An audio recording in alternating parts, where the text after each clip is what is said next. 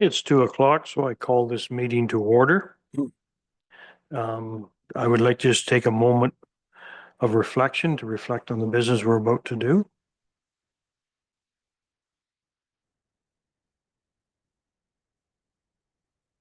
Thank you. Now, is there any disclosure of pecuniary interest or general nature thereof? Seeing none, anybody can declare at any time. Number 4, public participation. Members of the public are encouraged to provide the committee with their comments and questions. Presentations must be prearranged with legislative services before the agenda is released. Members of the public who wish to make a deputation about a specific agenda item at the meeting must register in advance with legislative services by 4 p.m. on August 6, 2025 by contacting clerk@meaford.ca or 519-538-1060, extension 1110. Presentations are limited to 10 minutes and deputations are limited to 5 minutes. I'm going to ask there is no presentations, so what we're going to hear we'll bring up in number 6, items for information when we get that presentation. Thank you. So there is no deputations on agenda items. Approval of minutes. We all received the minutes. I'd like to get a motion to open the minutes up. Angela? Rick? Any questions about the minutes? Yes, Angela. Thank you, Mr. Chair, and through you. I just want to look at section 6, part A. It ends with members asked, and then the rest of the sentence is missing. So if that could be, I would really love to know what we asked. Thank you, Sue. You likely asked it, you should know. I'm sorry. Having said that, we'll approve the minutes. All in favor? Thank you. Number 6, items for information. We have a presentation, short-term accommodations, do we? May we have that now? Through you, Mr. Chair. Yes, that is the item on the agenda.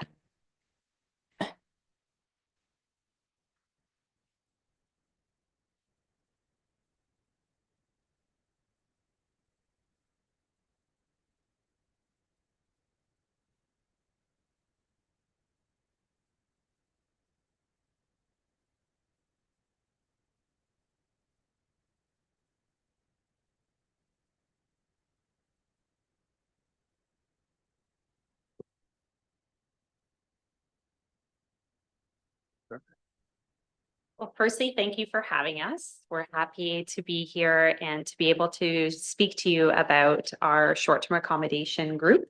A group of 6 short-term accommodations got together, 6 STAs, but 8 members a little while ago to discuss the bylaw.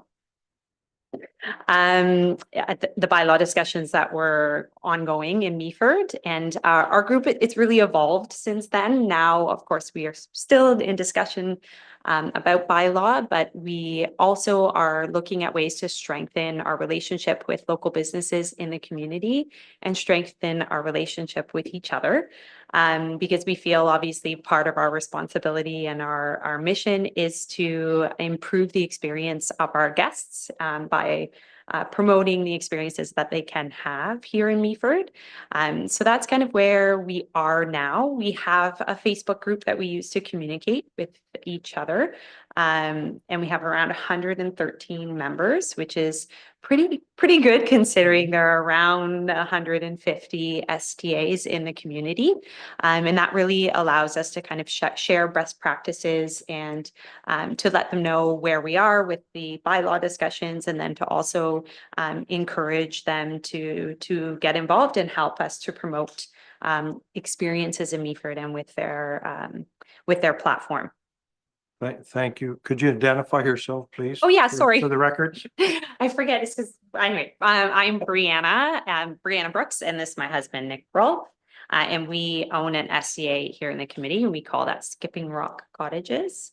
Thank you. Yeah, you're welcome. Sorry. So we have some data. To show you a little bit, to give you a bit of background in terms of STAs and also the economic impact in the community, as well as sharing some of those ideas around how we are collaborating and would like to further collaborate with businesses in the local community as well. So this slide really shows you some of the key data we've been able to pull. Some of this data comes from a platform called AirDNA, which is not Airbnb. It's another platform that scrubs the internet for data in relation to listings and information for short-term accommodations. And they have a great range of data available that we're able to kind of utilize and leverage. So what we're trying to do here is really showcase how many bedrooms are available in Meaford to be able to kind of allow tourists to come and visit Meaford and stay in the community. There are also motels. So in Meaford, we believe there are 3 motels. We think 49 rooms available in those. There are no current hotels, although I know one has been approved and planned for Boucher Street as well, but none at this point in time. And then for STAs in Meaford, there were, in terms of the data we were able to pull in July 2025, there were 217 listings available, of which 146 of those were considered active.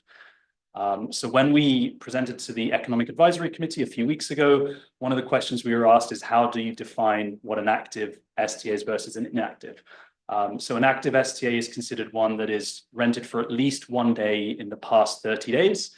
And the total of all STAs, the 217, are all those that have been rented out for at least 1 day in the past year. So you can see there's a difference of about 70 in terms of some of those that haven't been rented in the past month. So just wanted to clarify that point as well, because it was a great question we got at the Economic Advisory Committee. And these STAs in Meaford range from anything from a 1-bedroom apartment or unit to 8-bedroom cottages as well. So the estimated number of bedrooms we've kind of calculated based on an assumption that there were on average 3 bedrooms per STA in the active listings, as well as the 49 rooms in motels. The total is 487 at that point. When you compare that to Blue Mountains, you can see obviously substantially more hotels. We believe there are motels, we just couldn't get the data available. So something in relation to about 1,000 units available in hotels in the Blue Mountains. So we're estimating that there's between 1 and 2 bedrooms in those units as well, because some of them had multiple bedrooms. So somewhere between 1,500 and 2,000 units within the hotels, as well as the STAs in the Blue Mountains.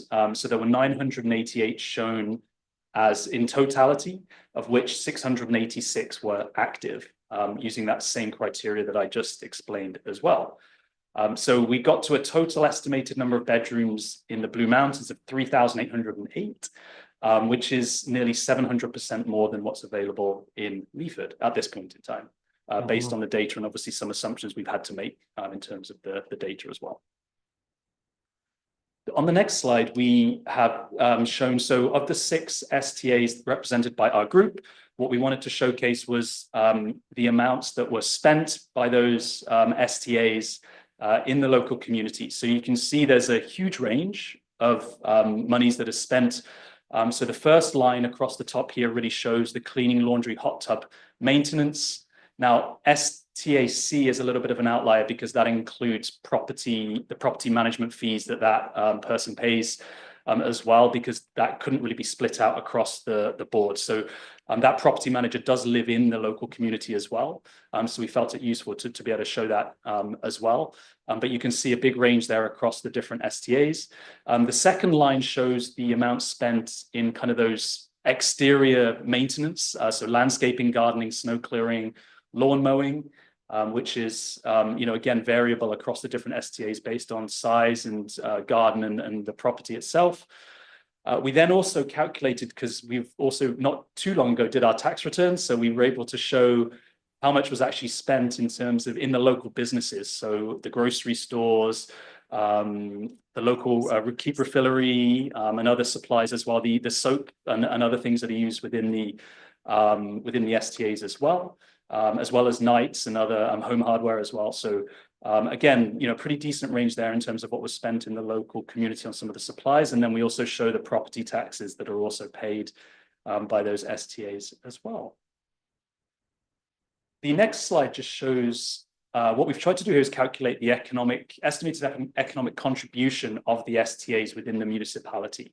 So in the top left, we show, based on our calculations, so this was taking an average of 3 and 4 bedroom STAs, and then making some assumptions around how much was spent by those STAs, and then extrapolating that across the 146 active listings, which came out to about $3.5 million being spent annually by those STAs, engaging with local contractors, cleaners, other maintenance contractors and providers as well. So I think, significant amounts spent working with local individuals and companies to maintain properties and keep them in great shape for guests as well.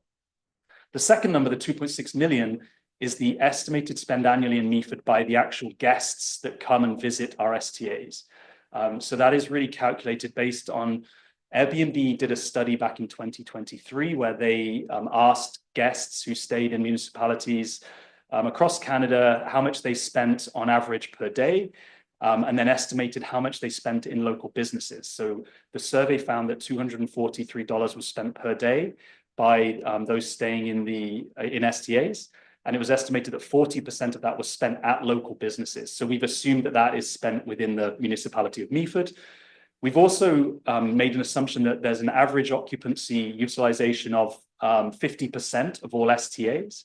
And then we've multiplied that by the 146 active listings. So we've tried to be conservative in those numbers to give a reasonable basis. So we're estimating that there's another 2.6 million spent by the guests that come and stay in the STAs as well. The other question, we were asked another question at the Economic Advisory Committee a few weeks ago in terms of how many STAs were pet friendly. And the number we were able to pull in terms of those actively marketing as pet friendly was 68 out of that 146. Now that doesn't mean that others don't allow pets. It just meant that it's not explicitly stated on their page as well. So there's nearly half of them actively kind of market the fact that they are pet friendly as well. A couple of other data points on here as well. So we've estimated that about 160,000 visitors per year stay in STAs, and that's based on an assumption of 6 visitors staying, an average utilization of 50% again across the year. And the 146 active listings. So when you multiply those numbers out, it comes to about 160,000 folks staying within the local municipality at STAs. And then the average occupancy of 50%. So we believe about 70 of the STAs are located in or around the center of town. And we were also asked a question about the seasonality of STAs in terms of how active listings kind of fluctuate throughout the year. As well. So you can see the number goes as low as around 95 in some of the winter months and as high as about 170 in some of the summer months. So you can see again, some fluctuation there. And again, folks utilizing or leveraging their properties during the summer months and maybe getting away into other parts of Canada or elsewhere as well. And allowing visitors and guests to stay in their accommodations or their properties as well in the municipality. So there is some seasonal variance in terms of the number of STAs that operate as well. So just to point out that one of the other questions that came up was the geographic distribution of the STAs. So we worked with AirDNA and they have told us that this map represents the 217. So not all of them are active, but were in the last year for at least a day. So that kind of gives you an idea of how they are spread out in the community. And it kind of links into the next slide. So I know one of the things that we had talked about in terms of an area of growth was possibly marketing, first creating a list of approved STAs for the community and potentially marketing for retreats or conferences. I know Meaford Hall, is such a beautiful space and would be a great option. But without the hotels and motels, this might be an option, an alternative style of retreat or conference in the community. In fact, we are planning our own mini retreat for our cottage and a few other cottages in our community. So it definitely can be done.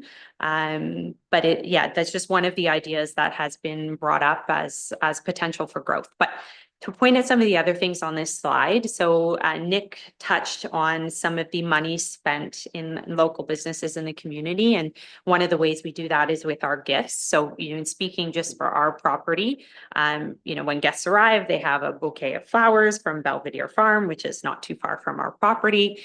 They have a bag of coffee from McGinty's Cafe, and they have a tray of butter tarts from Grandma Lamb. So, just to point out some examples of, every guest is getting some of the local treats and experiences, but I'm sure every STA has their own way of doing that and treating their guests. We also use all Keep Refillery products. So all of our soaps, shampoos, conditioners, and body washes from Keep Refillery. So that's another way that we're supporting a local business in our STA.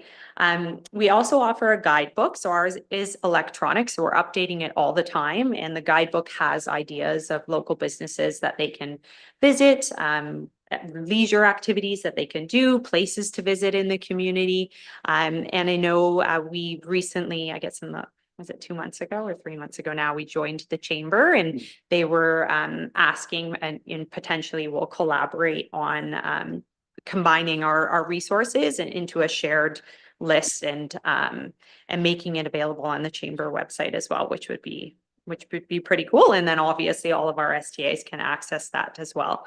So we are always looking for ways to collaborate. I know for our STA in particular, we have a marketing team now that we work with, and we have our own Instagram profile and Facebook profile. And this summer we launched a giveaway in the beginning of the summer and contacted a lot of local businesses, and there was so much uptake that we had to change it to a summer of giveaways. And so now we have a giveaway every 2 weeks for the summer, just promoting local businesses and experiences that they can have. Our first guest giveaway, as I said, was so successful. It got 17,000 views from people obviously within our network. And then you collaborate with the other social channels and it expands. We also put a little bit of money behind it so it could expand its reach. And then the other two have also been successful, a little, not quite as successful at 5,000, 3,000 views. It's still really great to see the businesses getting that many eyes on something like that. And we can also help to build each other up by promoting things like, obviously, we just had Meaford Summerfest. So promoting things that are going on in the community, promoting local business launches. I know that the Glass House had their launch and their big event a few weeks ago now. So we're always looking of ways to promote and other businesses and what they have going on in the community.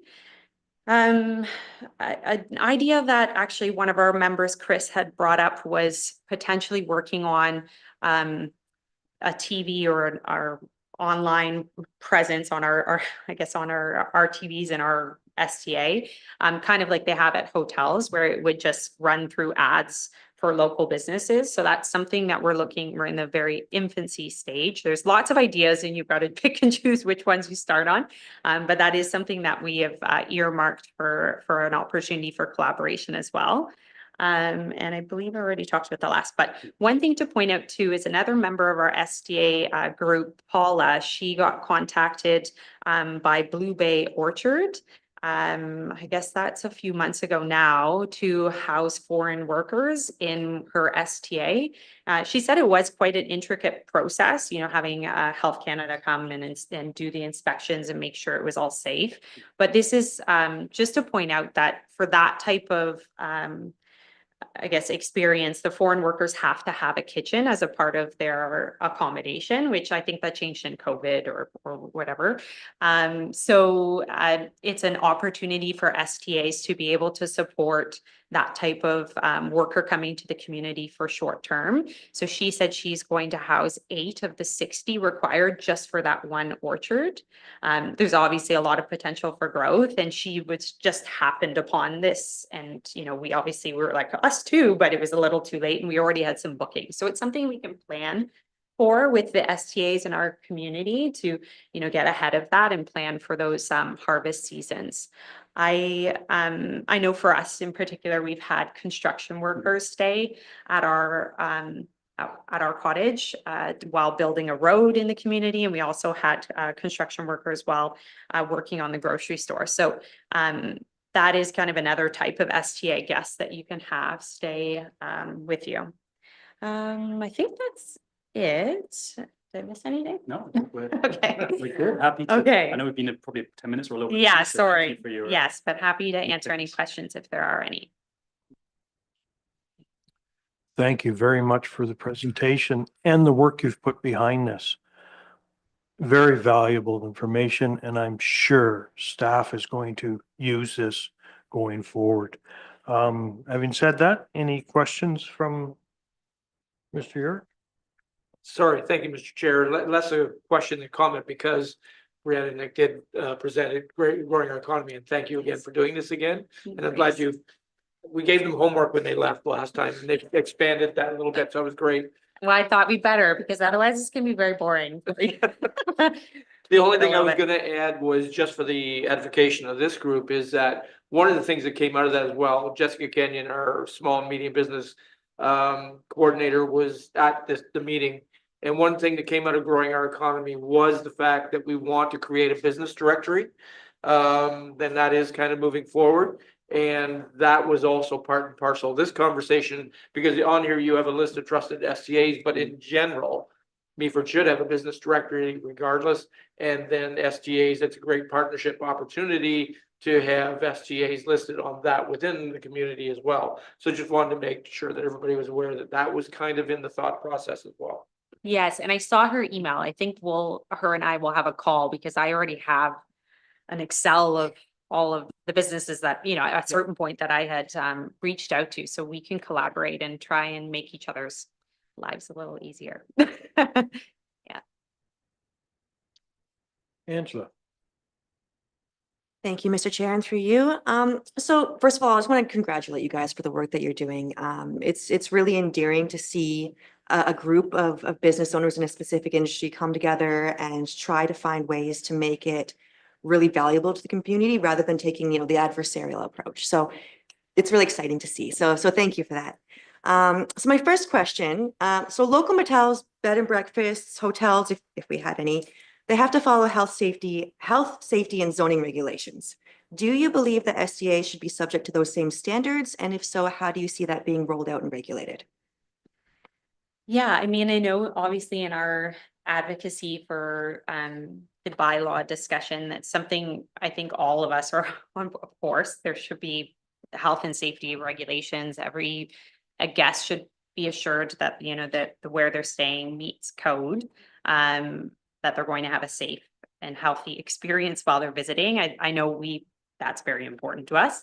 I think some of the things that we're advocating for, though, are also just considerations on when some of the bylaws were created and do they represent kind of the needs of the community now. So in terms of like regulating the sizes of STAs and things like that. So I think that's where, you correct me if you want to jump in, but that's where some of our advocacy efforts are coming in, because if we're looking at the data, the reality is over 50% of your STAs in the community aren't fitting within some of those bylaw considerations. So that's some of the things that we're advocating for, is just, whoa, let's make sure, you know, whatever you roll out includes the current landscape in a way that protects, I guess, both sides, making sure obviously that the community, that their neighbors are also accommodated and make sure that, you know, their voices are heard, because certainly no one wants to live next to an STA that's problematic, and that's not what we're encouraging at all. But you know, our STA already has a lot of measures in place for those types of things, with noise monitors, indoor and outdoor, security cameras. You know, I know parking and garbage and things like that come up, but I do think with some regulation, it can be better managed, and perhaps that, you know, we've talked a little bit about demerit point systems or fines and things like that. I think there are ways to control some of that. I think the other consideration has to be as well the cost benefit, right, of these. And putting in place exactly the same measures required of a hotel in an STA becomes massive, would be potentially become massively cost prohibitive as well. So, and that's not just for the STA owners, that's also for the municipality in terms of inspections, enforcement, and all that other stuff as well. So I think that all needs to be considered in a complete package, and ensuring that you have something that's practical and pragmatic that will keep the guests and visitors safe. You know, we are happy to contribute to that and help support, you know, how that could look and develop it as well, because I think that that's really important for us in terms of keeping our guests safe and our properties in good order as well. So. Yes, Andrew, just keep on going. Thank you, Mr. Chair. I will. So I'm going to actually jump around in my questions here because you touched on something. So if I'm not mistaken, the current STR bylaw allows for up to 6 people as an occupancy. Now, Blue Mountains, I believe the rule is 2 per bedroom plus 2. Yes. So I think that the larger STRs are incredibly important. Family reunions, you know, those types of things. Where do you stay other than a campground here, you know? So, and not everyone wants to go camping. So, so I think that they're really, really important. But there is a lot of community concern about the larger STRs becoming party houses. Yep, for sure. College reunion, for example, you know, those types of things. Mhm. So, what mechanisms can STR owners put in place to prevent this? You said security cameras, decibel level Yes. controls. What is? Give me sort of a comprehensive list of the things that they could Sure. include. Yeah, I mean, you know, I think we've always been very honest in saying that our STR is in that group. We have 2 cottages on the same property. One is a 4-bedroom and one is a 3-bedroom. So we can accommodate up to 16 people on our property. But we have had these measures in place because that's a worry for us too. We put so much work into this place. Like every time we're there, 90% of it is work. We still love it, but it is, and I don't want people coming up and ruining it and trashing it. So, you know, our marketing is all around families, reunions, family gatherings, multiple families, multiple generations coming together. So, And that's why we bought it in the first place, is because we were struggling with, Yeah. Bree has a very large family here as well. And we couldn't find anywhere in Ontario to go on holiday together. Otherwise, 2 or 3 people would be sleeping on a couch and it just would be, you know, too busy. And that's yeah, why we within our budget. Yeah. bought it, and Yeah. we wanted to be able to offer it back to the community. Obviously, there's a benefit to us as well, but being able to offer it to people to come and stay in family groups is awesome. And I would say that's like our bread and butter. That's who is coming to our space. You know, we have all the pack and plays and the baby gates and all of that. And so it really is marketed that Yes. way. But the cameras and the decibel monitors give us the peace of mind. Our property manager is alerted if the decibel gets to a certain range. And then she is in contact with them, so, which is very effective. I think also it says on our listing that we have those things, so it turns the people away who know that that's going to be a problem for the type of experience they're hoping to have. Mhm. You know, we're very forthcoming in saying that, you know, we have them indoor and outdoor to protect our neighbors as well as, you know, anyone in our community really from any sort of partying. It's not recording what they're saying, it's just recording volume. And that really has been very effective. Yeah, I mean, there's the detect. I'm an auditor by background. Like we have preventative and detective controls, right? So, like the detective work of, you know, knowing when someone's, you know, doing something bad are those monitors and the cameras and everything else. The preventative stuff up front is absolutely the screening of the guests, being really clear on, you know, the rules of not allowing parties, you know, the noise, and putting all that stuff in the listing, making sure the guests are aware of that. We also get a sense of the age of the guests. So if there aren't children listed as coming, we would certainly want to make sure we understand what the ages are of the people that are coming to some degree. And we're not trying to be ageist or anything like that. But as you said, a group of 21-year-olds coming, 16, 21-year-olds, that's not what we want in our property. I Yeah. can assure you of that. Yeah. So I think we learned too in the early phase that 2 indoor noise decibel monitors were needed, one that's visible and one that isn't. Mhm. If you catch my drift. we did have an incident. Yeah, we had one incident very early on, and that was a quick change that we made. They disabled the monitors. They lied about who No. was coming. They they said it was their family and it was a group of 16, 22-year-olds. Yeah, and again, that's where our cameras come into play. So luckily, like our property manager is aware, she was on it, and she was like, stayed awake all night, just nervous about it because she saw that the demographic was different upon arrival. And it's helpful for us to just know when the cars arrive, how many cars are there. We have lots of space for parking, but still to be mindful, does the car count represent the guest count? Monitoring that, like it's, of course, you can have people come for the day, but it shouldn't be overnight. So I think that's helpful. I mean, with cameras also, though, you do have to be aware of how they're positioned to protect people's privacies with things like hot tubs and whatnot. But ours are in the parking lot area, so we can tell the cars, and then we can also tell at the door entries of both cottages.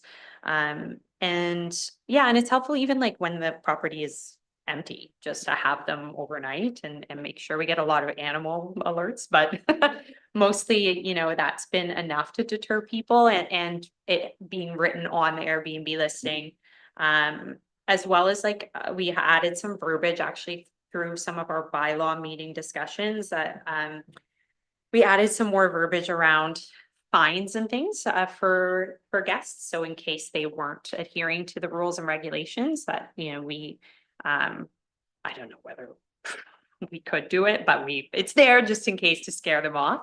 Hopefully that helps to answer a little bit, but is there any follow-up to that? Yes, actually. So you mentioned that you can screen guests in advance. So do you have access to their demographic information, or do you have to ask them that and hope they're telling the truth? What kind of information do you have access to before you approve a guest? Yeah, well, I mean, it depends on the platform that you're using, but majority of our listings are still through Airbnb. And so we have their profile and their reviews and very quick. I mean, our property manager knows like what ranking she would not feel comfortable with. And I'd say she's been very good in her assessment. And then, you can read through their reviews from previous stays, which is helpful. And that sometimes that tells us if a guest is going to be a little bit more high maintenance or. And those that don't have 5-star reviews can't auto book. Yeah. So they have to go through an approval process. So again, there's different controls like that. Yeah. And Airbnb have improved that as a booking feature and to protect people as well. Yes. Yeah, and that's a part of like your settings. So you don't have to set it for auto book at all. No. But for us, if they're a 5-star, it's okay. Otherwise, our property manager will ask a series of questions. Yes. Yeah. Thank you for that. So next question, as a group of STR owners, has the group discussed putting any mechanisms in place to measure and potentially mitigate the environmental impacts of running an STA, increased garbage, for example, those types of things? That hasn't come up. I know, garbage certainly has come up, but not in that respect. But I think that is something that, would be interesting to look at. I know, I'll be honest, Meaford's garbage system is a little bit more intricate than other municipalities. And I think when visitors come, it can be a little bit surprising, how much they have to sort. And for us, we'll like put limits on the amount of garbage. And if they want to leave more garbage, then we will charge them for that. So we have some measures, that we're considering, but not not in terms of environmental impact, but we are developing a survey. Yeah. That's come out of our last presentation. So it's something we could. But we do have the garbage limits, as you said. We also have most people have smart thermostats now, so you can turn down the air conditioning or turn down the heat in the winter, turn down the air conditioning in the summer to do things like that as well. So we're trying our best to do those kinds of things. I don't know if they may not exist across all SDAs, but we certainly would take that seriously. But we would certainly love to think more about how we can do that, which means a lot to us personally in terms of being environmentally responsible too. Yeah, for, as you said, we're always like monitoring the temperature and the lights and all of that stuff when guests aren't there. Then there's normal human behavior. Not everyone is as conscious of that, but yeah, I think it is something that we should look into. And just to point out, like we are, as I said, developing a survey that we want to send out to our STA community on our Facebook group. So 113 of them. So these are questions that we could include if you would like. Next question. So you mentioned that the chamber website will be hosting the guidebook that you're developing. Is it currently available anywhere? So that's something because Chris represents us for the chamber, just we didn't want to overwhelm them with all of us being in contact with them. So he leads those discussions, but it's something that they had talked to him about because, you know, naturally every STA would have a guidebook. I don't know how extensive. I know ours has hundreds of recommendations. So, yeah, we need to get a little bit, I think, have a further discussion on how much do they want? And then I guess it's going to take us to, you know, to collaborate, at least amongst the six STAs, but then wider community, maybe in a shared Google Doc, and we can all add in, and then they can take what they want, I guess. Yeah, because for instance, for us, it's not like our guidebook is not just Meaford. Obviously, Meaford is the center of it, but we recognize our guests are coming from somewhere else. And so their journey, you know, they might want to stop along the way. So we have maybe a bit more than the chamber would want. We'll see. Certainly. Thank you, Mr. Chair, and through you. I just wanted to make a comment finally, I just want to commend you guys on slide 6. I see that a lot of work has gone into that. And I think it's really important to highlight the work that STAs can do to promote the local economy and to showcase those collaborations that can happen in such a small network. It can become a very big web for a lot of STAs and a lot of tourists. So it's clear that you guys are on the right path there. So I'm really thankful for your presentation. It's been really interesting. Thank you. Thank you, Angela. Rick? Thank you, Mr. Chair. Through you, Mr. Chair, just a couple of general questions, and certainly, again, thank you very much. Very well researched, very well put together, and certainly shows basically the interest and the dedication you have towards, you know, this particular kind of, in some cases, way of life for some people. A couple questions, and more a comment first. Certainly, you've certainly done your due diligence in your operation and are very sensitive to, you know, basically a lot of things, which certainly commend you for that. You know, of the members that you have kind of together, and what you figured 217 kind of in this particular area. I'm sure there's a range of dedication, or some people operate in Yes. very different ways. So, you know, there's people that really are on top of it like every waking hour versus others that may basically do all business over through an email and Yes. the keys under the mat kind of approach.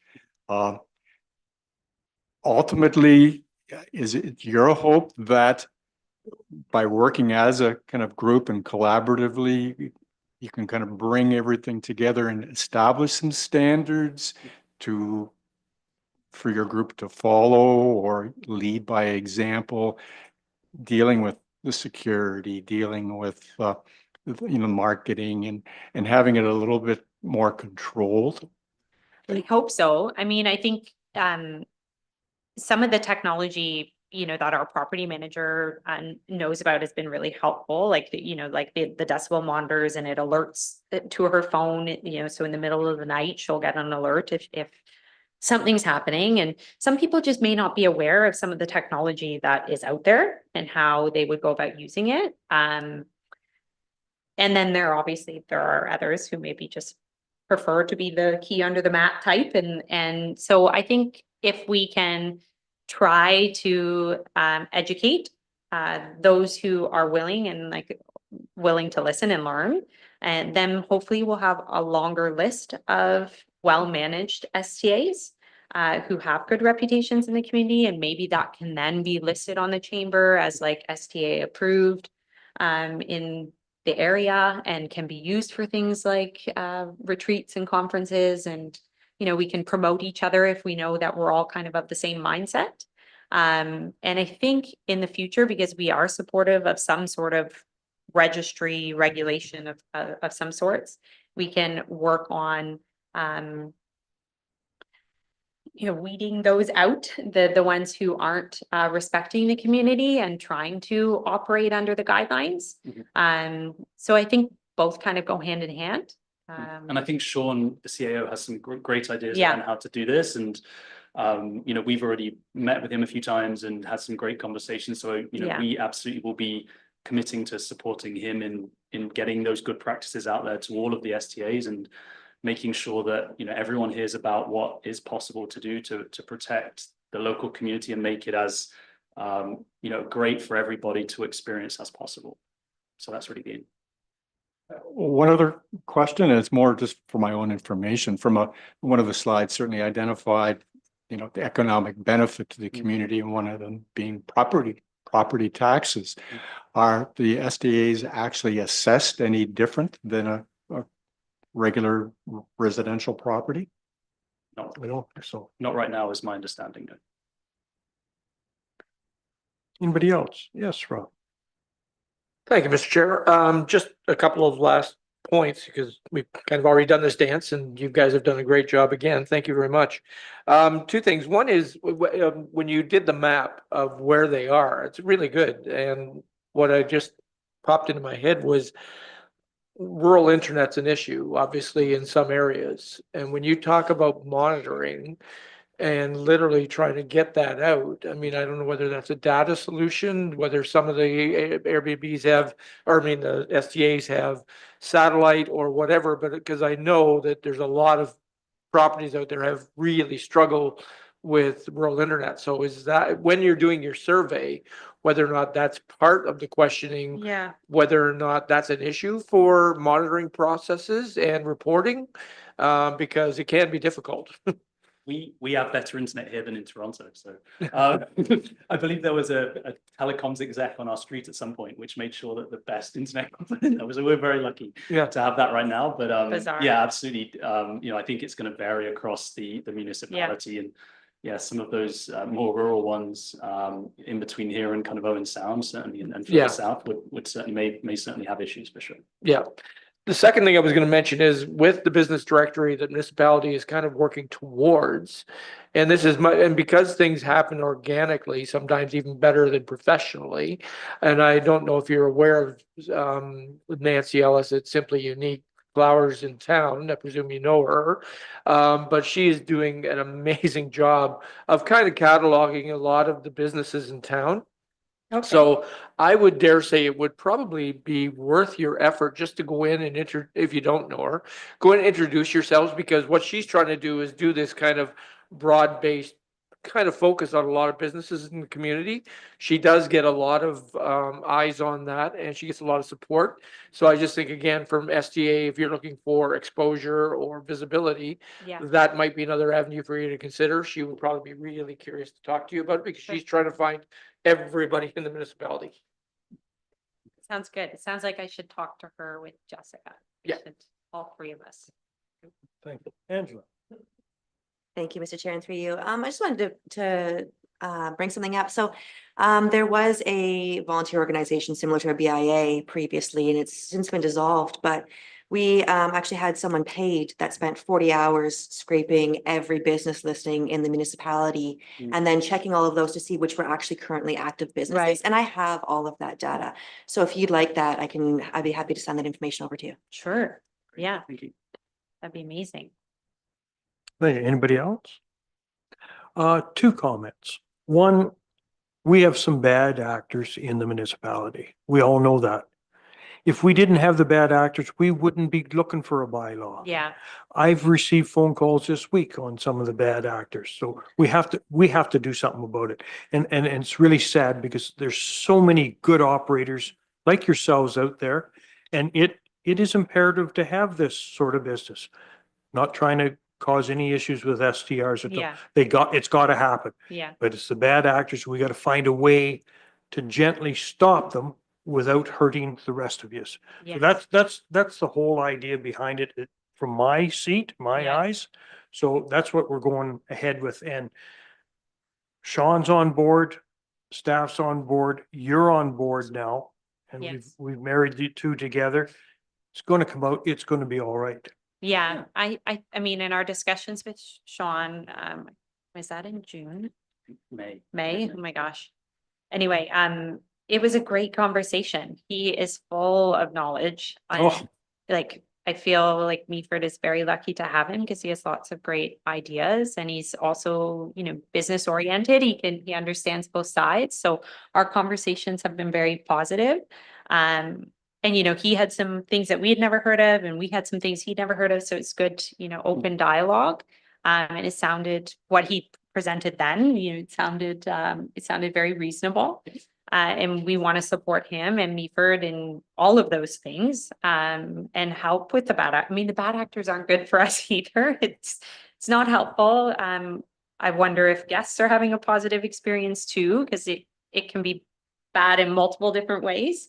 In terms of them caring for the property too, not just about, the outward experience of noise and whatever. So that's not positive for us if people are coming to the area and not having a good experience. So I hope that we can help with some of that in whatever way we can. I'm sure it's going to work out. Now, you mentioned Meaford has a little different way of dealing with garbage than most of Ontario. Oh, yes, I wanted to fill you in on some information and maybe you could put this in your brochure. yes, At Roma, Rural Ontario Municipality Association in Toronto, 2,200 politicians get together, mostly tell lies. But there's really good meetings. And what I found out was the average diversion rate for garbage out of the dump in Ontario is about 32%. Meaford boasts over 60% all the time. And at one time, we were the second best in Ontario. Well, beat us once. We're always up there. And I'm proud of that. Yeah. We divert 60% of the stuff out of the landfill great. to diversion. You may want to add that to your thing. Mm. We put the bag tags up, chastised severely over it. Hundreds of thousands, about $600,000 to get garbage done in the municipality. Mm. You pay for it on your taxes or you pay it with bag tags. Right now, bag tags are paying just a little over half of that. Mhm. Municipality's still paying 300 and some thousand for garbage over in the bag tags. We put the bag tags up. We're even going to put them up more to force you to recycle. Mhm. Is the reason behind that. I stand behind it and I always stand behind what we've done with the bag tags and the recycling because we are diverting garbage from a Yeah, landfill. and that's so important. I mean, recycling and is important to us too. And I think, and certainly my comment is not to take away from that because I do believe that that's really important. It's about how can we educate our guests in a very short period of time to Mhm. do it properly. To meet the regulations so that we aren't a part of, the 40%. Yeah. In your stats. And Oh. so it's making sure, we have like 5 different bins in Yeah. each cottage to make sure, and they're labeled. Mhm. So I think it's clear, but there's still guests that have a hard time putting on their glasses and reading the labels in that Yeah. that moment of sorting. They have to be able to read the labels. And so that's part of the problem is then if they aren't sorting it properly during their stay, then they're getting to the end of their stay and they're packing up and they realize, am I supposed to go through all of these bags? So I think it's a part of, we need to take that on Mhm. in making our labels better, or I don't know, And color we coding. charge them extra. If there's additional work that our cleaners have to do to sort the garbage or there's too many bags, we charge them extra because we have to foot the cost of that as well. So there are, ways Measures in to place. measures in place to try and prevent some of that. But again, it just requires a little bit of attention from folks up front. Mhm. Yeah. So we're doing our best.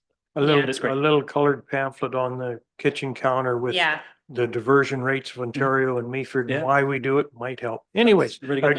I just thought you brought it up. Yes. It's a little raw nerve with me when people complain about the bag tags. Yeah. I stand behind it. If I put the bag tags at $6, then we don't raise your taxes for the other $300,000. And then you have to recycle. But anyways, I'm not saying that's happening. I'm not saying that's happening. I'm just saying that's the reason behind it. I wouldn't So- be opposed to it though. Like, I'm just like, whatever it takes, I think, and maybe you have ideas too for us on how we can better educate our guess I almost think we need to have completely different colors of bins because the labels on our blue bins is not 100% effective. Clear enough. Yeah. Yeah. So we'll, anyway, if you have any ideas, let us know because it is a pain point for us too, to come and be like, how were you here for 5 days and only, anyway, Anyways, again, Yeah. I would like to thank you. And I know the relationship is going to be good going forward. I just know it. I just know what's happening in the municipality. There's no way the municipality is trying to shut anybody down.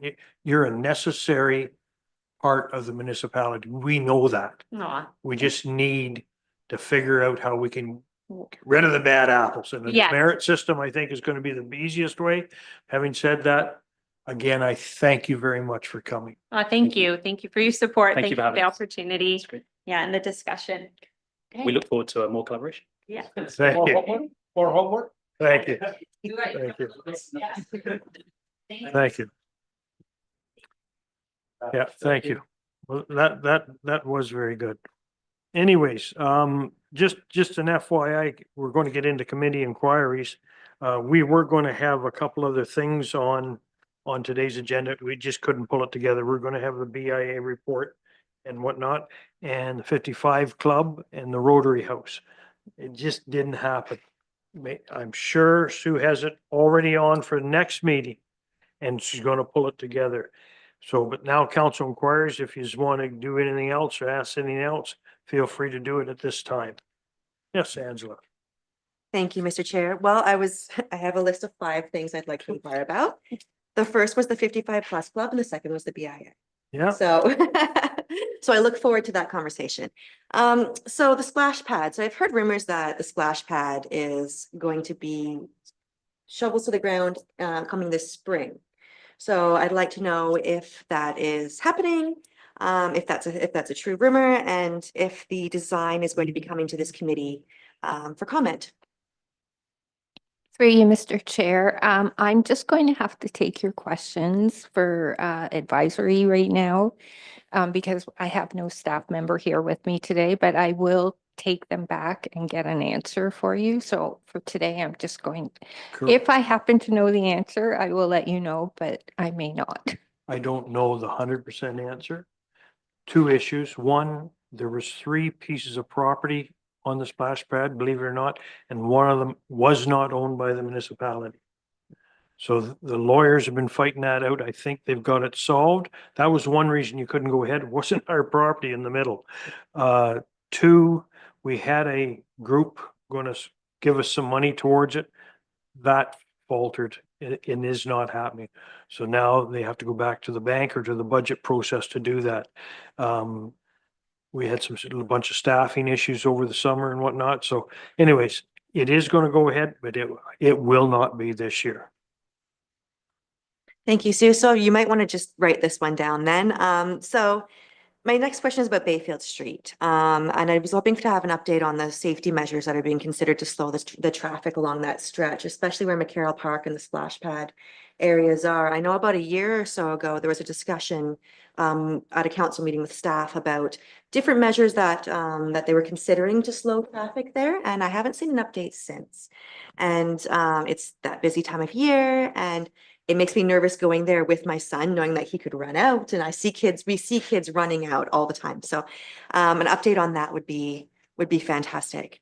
My final, and I'm not sure how exactly to approach this, but I do find it a little disheartening that volunteers take the time, and Sue, this is not a reflection of yourself. I want to make sure that that's clear.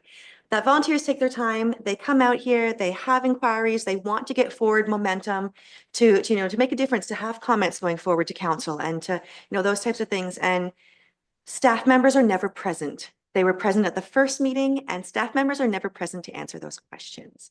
And it's a little bit almost disrespectful to the volunteers and to their time. So I don't know what the process is to ensure that there's a staff member there, but it would be really nice if there was something in writing saying, yes, there will be staff members there to answer your questions.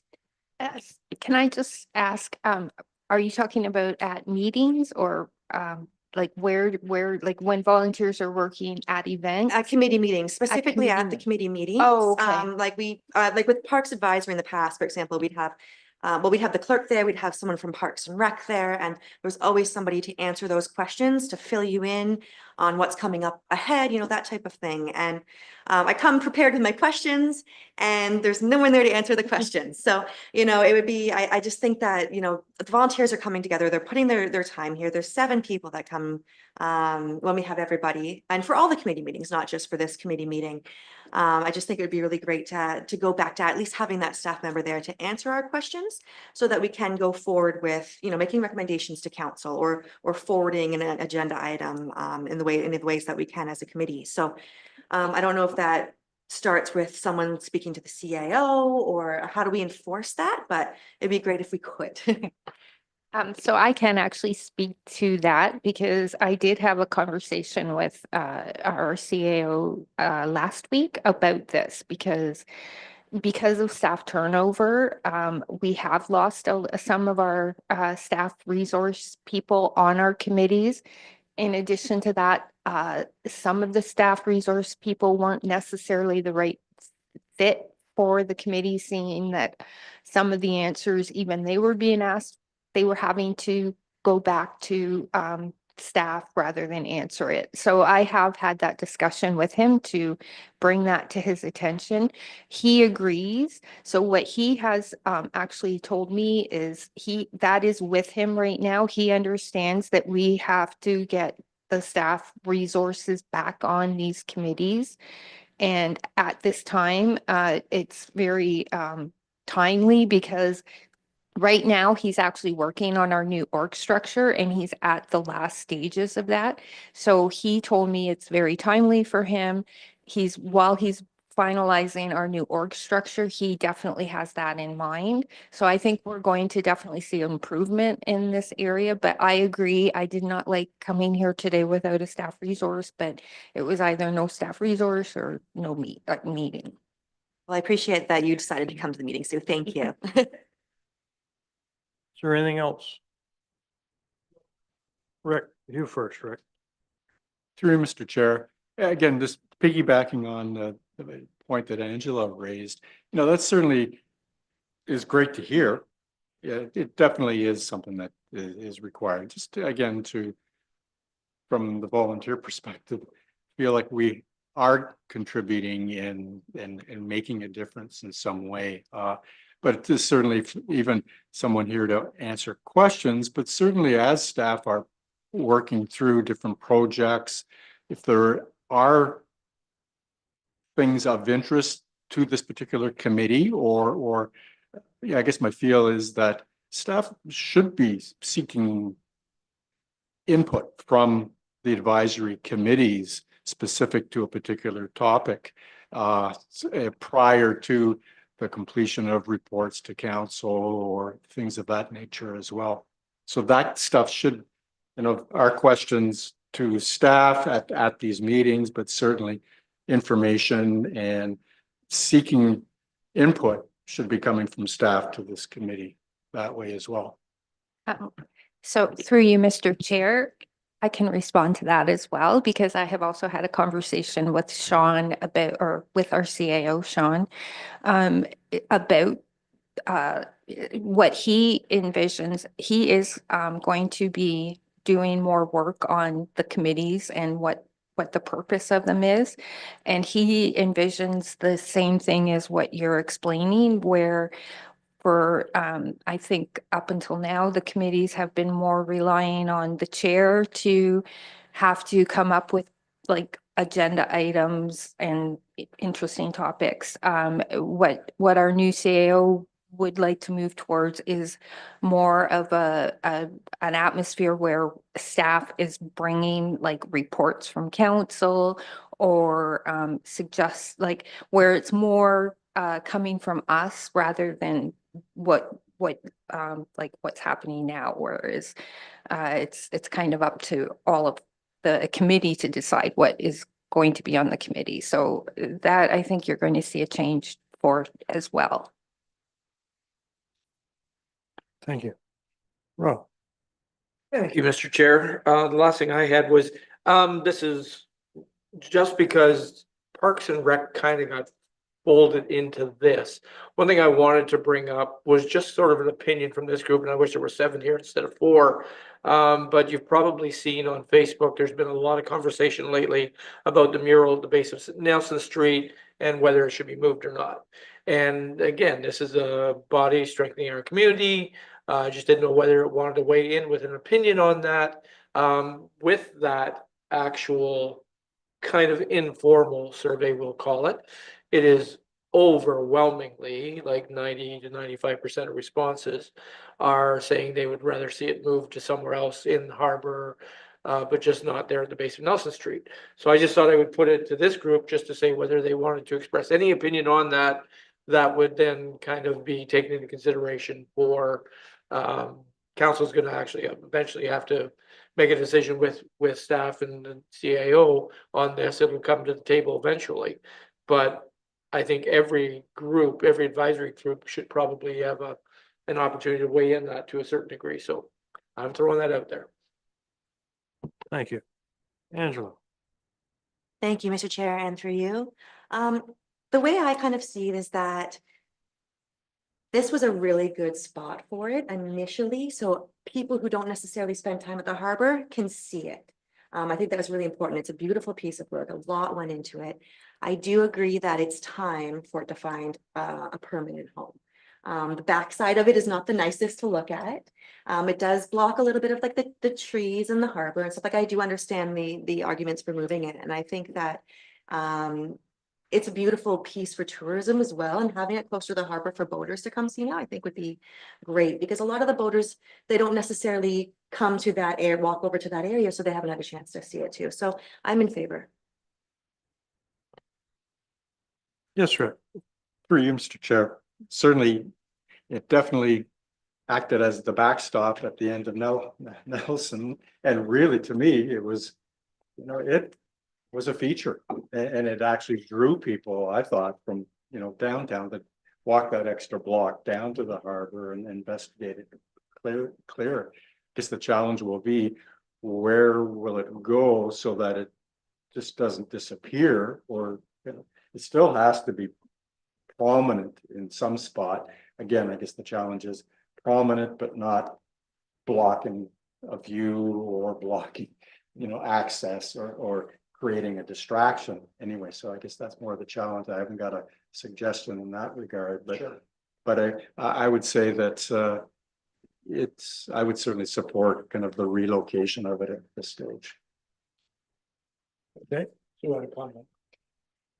Through you, Mr. Chair, I was just going to mention, I do know that these conversations are taking place internally, so. Thank you. Is there anything else for council inquiries? A lot to think about for next meeting. Going to move on to number 8 for communications. The committee will consider correspondence received by members of the public during each meeting. To share your comments, thoughts, and concerns with members of the committee, the public can send an email to clerk@meaford.ca. When emails are received to this email address, they will be compiled into a correspondence list, which is then distributed to the committee members prior to the meeting. The cover sheet of this list will be included on each meeting agenda. The contents of the correspondence list are not included on the public agenda to protect the privacy and personal information of those residents who choose to send in their thoughts and comments. Thank you. Number 9, date of the next meeting is Wednesday, October 1st, 2025. Having said that, I will call for adjournment.